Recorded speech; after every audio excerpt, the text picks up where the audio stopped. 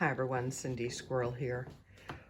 Well, remember I was in a winter indoor gardening collab, and it was through Mike's Chaotic Gardening, and GT Junior Grows It Alaska.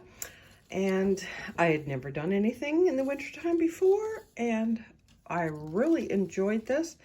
Now, something I would do again next year is the Swiss chard.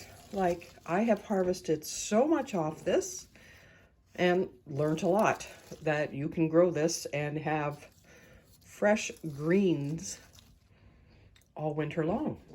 Now, my chamomile here, haven't harvested, hasn't gone to flower, but it's a beautiful plant, and I will keep this plant.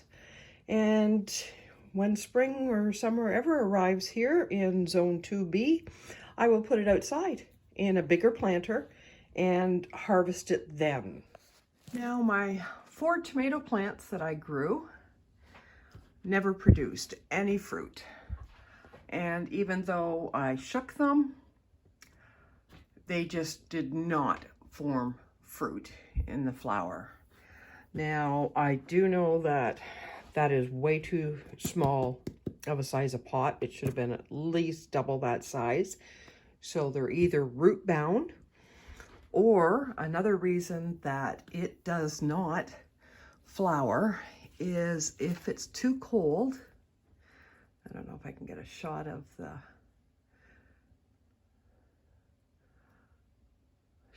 flower there. If it's too cold, the pollen, it just won't produce pollen and fertilize itself.